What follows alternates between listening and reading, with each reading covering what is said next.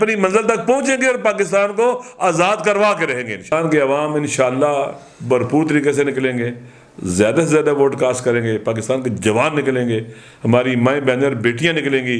अगर कोई दीनदार बंदा होता ना, जिसको खौफ खुदा होता, वो इधर हाथ न डालता, नज़दीक न जाता इसके। ये यजीदी सोच है, इब्ने ज़ियाद की सोच है।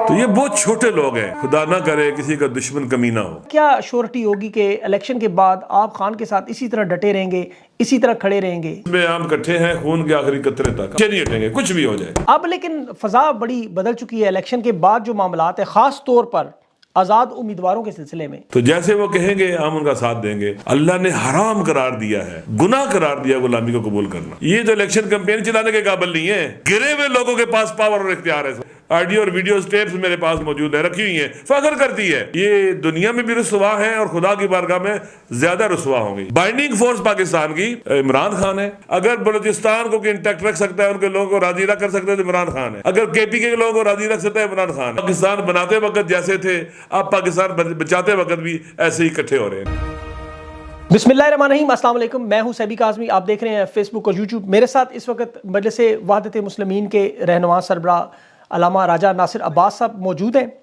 इलेक्शन में 24 घंटे से कम वक्त है, हुकूमत तैयार है, फौज तैयार है, इदारे तैयार है, इलेक्शन कमीशन तैयार है और अवाम भी तैयार है अपना पुरअमन जमहूरी हक इस्तेमाल करने के लिए। एक एक वोट इस वक्त अबाबील के मुंह में एक कंकर समझा जा रहा है।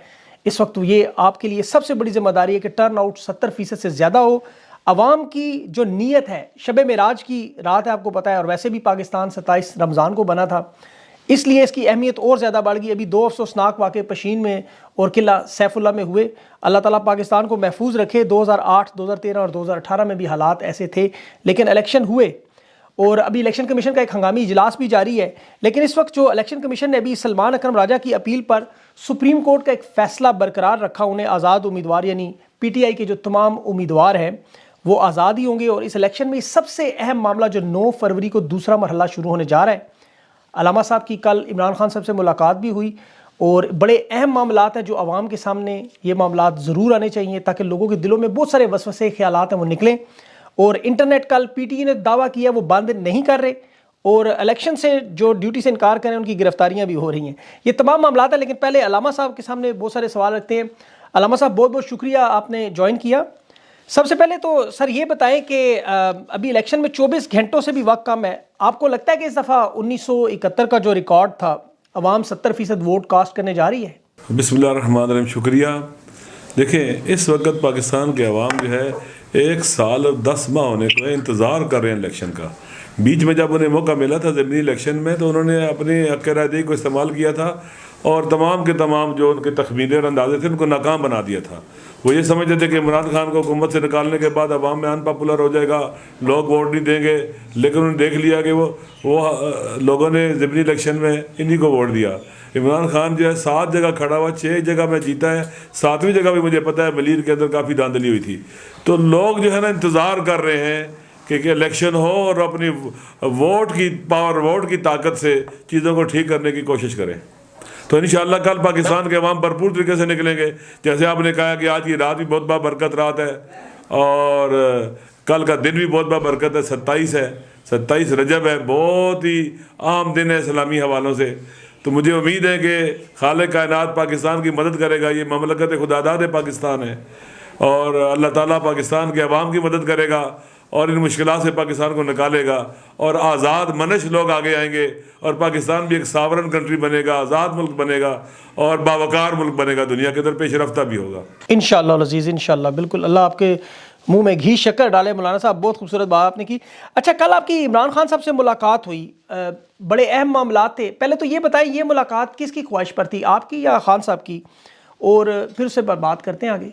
देखिए, ये मुलाकात जो थी मेरी ख्वाहिश पर थी। मैंने कोशिश की, मैं सेशन कोर्ट में गया, जो जज साहब थे उनके केस ट्रायल कर रहे थे, अबुल हसनात साहब के पास गया, वहाँ को एप्लीकेशन दी, उन्होंने फिर परमिशन दी। तारीखें देने के बाद कुछ दिन तारीखें चंद हफ्ते देते रहे। फिर जब परमिशन मिल गई फिर जेल चले गए तो उन्होंने मुलाकात नहीं कराई हमारी। फिर हम कंटेम्प्ट ऑफ कोर्ट में गए उनके ख़िलाफ़, वो भी काफ़ी वक्त गुजर गया। तो फिर हम हाई कोर्ट में चले गए और हाई कोर्ट में जाने के बाद जो है हाई कोर्ट ने हमें इजाज़त दी और आर्डर किया सुप्रीटेंडेंट जेल को कि इनकी मुलाकात कराई जाए, जिसके नतीजे में कल हमारी मुलाकात हुई। और ये मेरी ख्वाहिश थी, क्योंकि इमरान खान साहब के साथ हम थे, वो मुश्किल घड़ी में हैं, जेल में हैं, तो हमें पूरी कोशिश करनी चाहिए कि उनसे हर हाल में मिले, उनके साथ खड़े हों। और आपको पता ही है कि जब बावफा लोग होते हैं, गैरतमंद लोग होते हैं, वो अपने साथियों के साथ मुश्किल वक्त में दूरी नहीं पैदा करते बल्कि और करीब होते हैं। तो ये मेरी जिम्मेदारी थी, मेरी ड्यूटी थी, अखलाकी फरीज़ा भी था, इंसानी फरीज़ा भी था। और जवां मर्दों की जो डिक्शनरी है, जो किताब है, उसके अंदर ये चीज़ वफा बहुत अहम है।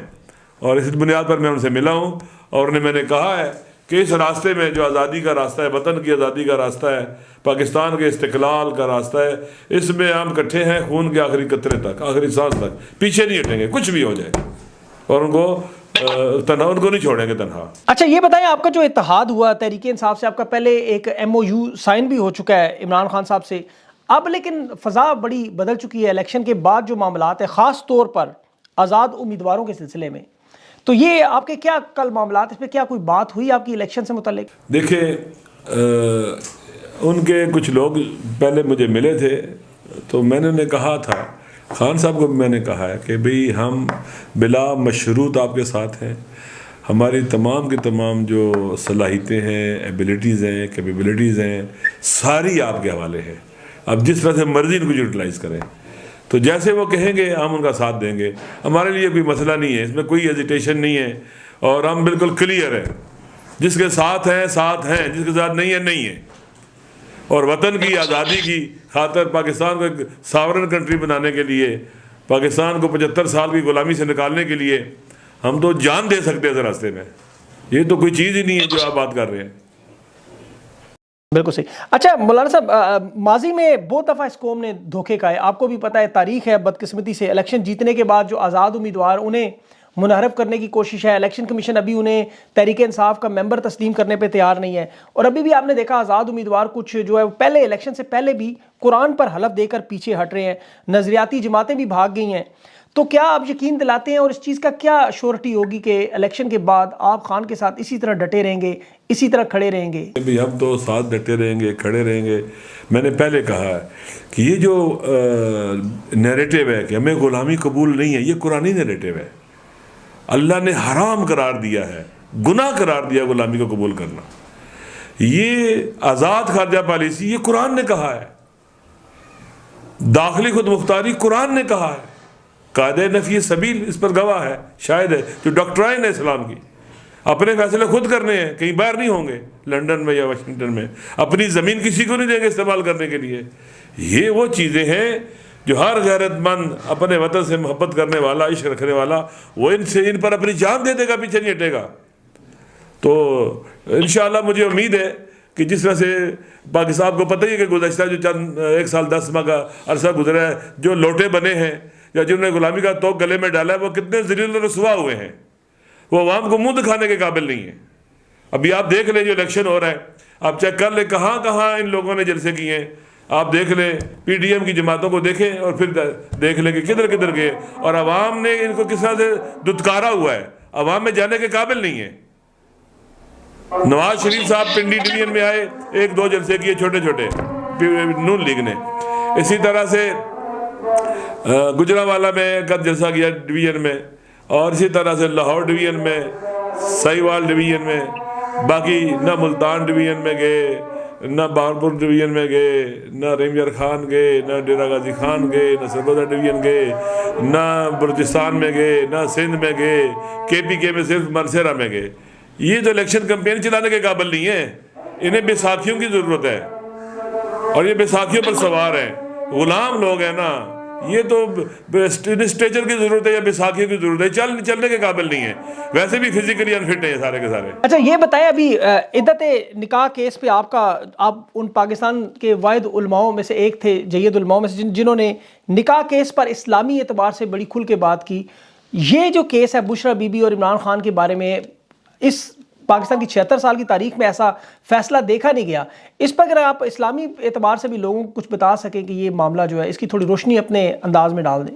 पहली बात यह है कि खुदा ना करे किसी का दुश्मन कमीना हो। आप देखिए करबला में उन्होंने जवानों को मारा, इमाम हुसैन अलैहिस्सलाम के साथियों को मारा, फिर खैमों में यानी घरों में घुसे, औरतों को कैदी किया इन्होंने। कितने पस्त लोग थे वो। ये यजीदी सोच है, इब्ने ज़ियाद की सोच है। तो ये बहुत छोटे लोग हैं, ये लोगों की नामूस तक को नहीं छोड़ रहे और ऐसा काम कर रहे हैं जिसकी ना आइन का इजाज़त देता है, ना कानून इजाज़त देता है, ना इस्लाम और दीन इजाज़त देता है। आप देख लें, ये जो जज साहब ने जहाँ हाथ डाला है, यानी पहले तो पता था ये आइन और कानून को भी कोई हुर्मत के कायल नहीं, उसको पाँव तले रोते हैं। अब तो पता दीन और शरीयत और इस्लाम की भी इनकी निगाह में कोई अहमियत नहीं है, उसके खिलाफ भी चलते हैं और बुलडोज करते हैं उसको। अगर कोई दीनदार बंदा होता ना, जिसको खौफ खुदा होता, वो इधर हाथ न डालता, नजदीक न जाता इसके। इद्दत के मसले में तमाम फुकाए सलाम कहते हैं कि औरत की गवाही हुज्जत है। फिर 6 साल बाद आपको याद आया, ये क्या हो रहा है? ये पाकिस्तान के अंदर देख ले कि कहाँ कितने गिरे हुए लोगों के पास पावर और इख्तियार है इस वक्त पाकिस्तान में। ये अगर इनको ना रोका गया तो किसी की माँ बहन की नामूस और इज्जत नहीं बचेगी इस मुल्क के अंदर। छोटे लोग हैं, आप खुद सोचेंगे, एक बड़ी अपने आप को सियासी लीडर कहने वाली खातून कहती है मेरे पास कितने लोगों की जो है ना वो वीडियोज है, ऑडियो और वीडियो टेप्स मेरे पास मौजूद है, रखी हुई है। फख्र करती है। ये कोई घटिया आदमी ये बात कर सकता है? छोटा आदमी ये बात कर सकता है? ये शर्म का मकाम है, कोई फख्र का मकाम नहीं है, कोई इज्जत वाली चीज नहीं है। कुरान मजीद में है, रवायात में, तमाम फुकाए सलाम का फतवा है, तजस्सुस हराम है। आप किसी के प्राइवेसी में दाखिल नहीं हो सकते। और ये रिकॉर्डिंग भी करते हैं और फिर लीक्स भी करते हैं। ये ऐसा गिरा हुआ माहौल बना दिया पाकिस्तान में इन्होंने, बुराई का इस तरह से फैला रहे हैं। पहले अमूमन होता था घरों के अंदर के कोई खुदा न खासा कोई मसला ऐसा नेगेटिव होता तो बच्चों के सामने बात नहीं करते थे, अलग बात करते थे कि बच्चों को ना पता चले और हर किसी को पता ना चले, मखसूस लोगों में बात रहे। तो ये कुब ख़त्म कर दिया इन्होंने बुराई का ना, कि हर चीज़ को बरबला कर रहे हैं। और ये काम जो कर रहे हैं, ये यकीन कर लें, ये दुनिया में भी रुसवा हैं और खुदा की बारगाह में ज़्यादा रुसवा होंगी। अल्लामा साहब, आपकी खान साहब से मुलाकात हुई, आप उन्हें जानते हैं बड़ी अच्छी तरह। खान वफाक की इकाई है इस वक्त, तमाम मसलक, तमाम मज़ाहिब, तमाम कौमें, तमाम सूबाई, तमाम के तमाम लोग पाकिस्तान के उसने इकट्ठे कर दिए हैं। अब मसलक का कोई मसला नज़र नहीं आता, फ़िरका वारियत, ये सारी चीज़ें अब इंशाल्लाह ख़त्म होती नज़र आ रही हैं। आप इस तरह इमरान खान के साथ जुड़ के आपको लगता है कि ये पाकिस्तान को जोड़ने में, आलम इस्लाम को जोड़ने में इस तरह के इत्तेहाद है, जैसे सुन्नी इत्तेहाद भी आपके साथ है, JUIS भी आपके साथ है और बाकी भी जो पाकिस्तान की अवाम है वो इकट्ठे खड़े हैं खान के नज़रिए पर, तो आपको लगता है कि अब वो नफ़रतों के दौर ख़त्म हो गए, इंशाल्लाह पाकिस्तान बेहतरी की तरफ जाएगा? पाकिस्तान में 75 साल से ना हम एक कौम नहीं बन सके। नेशन बिल्डिंग के रास्ते में पहाड़ जितनी रुकावटें खड़ी की इन्होंने। मसल की नफरतों को फैलाया, इलाकाई लसानी नफरतों को फैलाया, सिंधी, महाजर, बलोच, पश्तून, पंजाबी, सराइकी, शिया, सुन्नी, पता नहीं क्या कुछ ना, ताकि एक कौम ना बन सके, टुकड़ों में बटे रहे और ये जो ताकत के पावर के रसिया हैं, भूखे हैं, ये अवाम पर मसलत रहे। आप पाकिस्तान के अवाम इस नैरेटिव पर 80-90% और इमरान खान साथ है, तो ये इकट्ठे हैं। इस वक्त पाकिस्तान की बाइंडिंग फोर्स, तमाम इदारे अपनी साथ खो बैठे हैं। बाइंडिंग फोर्स पाकिस्तान की इमरान खान है और ये नैरेटिव है जिस पर अवाम खड़े हैं, ये अवाम पाकिस्तान के, ये बाइंडिंग फोर्स है, ये पाकिस्तान को यकजा रख सकता है। और ये नेशन बिल्डिंग का सफर तय हो रहा है। अब हम पाकिस्तानी बन रहे हैं, मसल की नफरतें ख़त्म हो रही हैं, इलाकाइयत और कौमियत और जो नस्ल की बुनियाद पर जो तकसीमें हैं वो ख़त्म हो रही हैं और यही बचा सकते हैं। आप देखें, अगर बलूचिस्तान को इंटैक्ट रख सकता है, उनके लोगों को राजी कर सकता है तो इमरान खान है। अगर KPK के लोगों को राजी रख सकता है इमरान खान है। पूरे पाकिस्तान में जो डिफरेंसेस है, शिया सुन्नी जो नफरतें जात करने की कोशिश की है, इनका रास्ता ये अवाम रोकेंगे और हम सब मिलकर रोकेंगे और हम एक कौम बनने की तरफ जा रहे हैं। और ये लोग जो आगे खड़े हैं वो नहीं चाहते कि हम एक कौम बने, वो फिरका वारियत फैलाते हैं, नफरतें फैलाते हैं और बाकी लसानी तकसीमें फैलाते हैं। तो अल्हम्दुलिल्लाह ये कौम बनने का सफ़र है और बड़ी तेज़ी से आगे बढ़ रहा है और एक वक्त ज़रूर आएगा कि हम एक मजबूत कौम बन जाएंगे और यही लोग, ये कौम जो है ये पाकिस्तान की बाइंडिंग फोर्स बनेगी, ये पाकिस्तान बचाएगी। बाकी सब के सब नाकाम हो चुके हैं। पाकिस्तान के अंदर जंग आ चुकी है, 70-80 हज़ार जनाजे उठा चुके हैं। ये जंग क्यों अंदर आई है, किसकी कोताही थी? जवाबदेह होना चाहिए। लिहाजा इंशाअल्लाह आपने दुरुस्त कहा कि ये इन तमाम चीज़ों से निकल कर हम पाकिस्तान बनाते वक्त जैसे थे, अब पाकिस्तान बचाते वक्त भी ऐसे ही इकट्ठे हो रहे हैं इंशाअल्लाह।